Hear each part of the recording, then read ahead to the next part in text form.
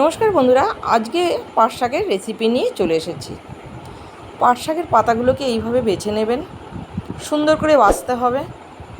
পাট শাকের পাতার মধ্যে কোনো ডাঁটা থাকলে চলবে না। ডাঁটাগুলো দেখুন এরমভাবে আলাদা করে নিতে হবে। এইবার এই পাট শাকের পাতাগুলোকে সুন্দরভাবে কেটে নিতে হবে।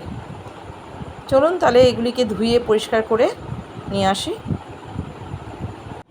পাট শাক ভাজতে বেশি কিছু লাগে না, শুকনো লঙ্কা, একটু রসুন আর পেঁয়াজ, এটা আপনারা আপনাদের মতন করে দেবেন। এগুলিকে সুন্দরভাবে কেটে নিয়ে আসতে হবে।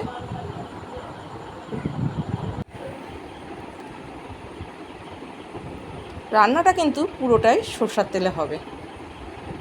তাহলে চলুন ফোড়নটা দিয়ে নেওয়া যাক। শুকনো লঙ্কাটা যখন আপনাদের লাল কালার হয়ে আসবে এবং একটা সুন্দর গন্ধ বেরোবে, তখন আপনারা কিন্তু রসুনটা দিয়ে দেবেন। রসুনটা আগেই দেবেন, কারণ রসুন কাঁচা মুখে পড়লে খুব বাজে লাগে খেতে। তাই রসুনটা একটু দেখবেন যখন লাল কালার হয়ে এসেছে ভাজতে ভাজতে, তখন কিন্তু একদম পুরো কড়া করে ভাজবেন না, একটু নরম হয়ে এলেই পেঁয়াজটা দিয়ে দেবেন। পেঁয়াজটা কিন্তু একদম লাল কালার করেই ভাজতে হবে। দেখুন কি সুন্দর কালার হয়ে গেছে। এবার কিন্তু শাকটা দিয়ে দিতে হবে।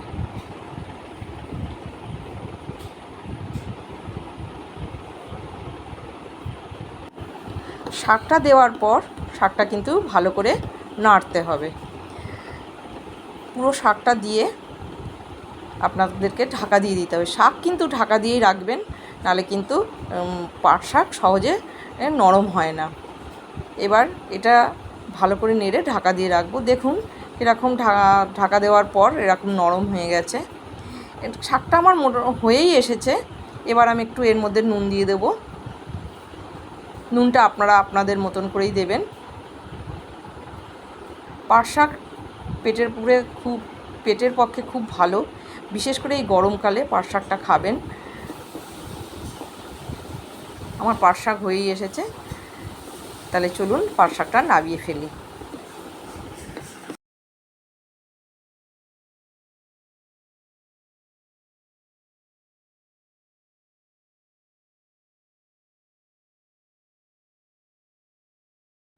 তাহলে দেখলেন কত সহজ পদ্ধতিতে পাট শাকটা আমি রান্না করলাম। যদি রেসিপিটি আপনাদের ভালো লেগে থাকে তাহলে অবশ্যই আমার পাশে থাকবেন, সাবস্ক্রাইব করে দেবেন।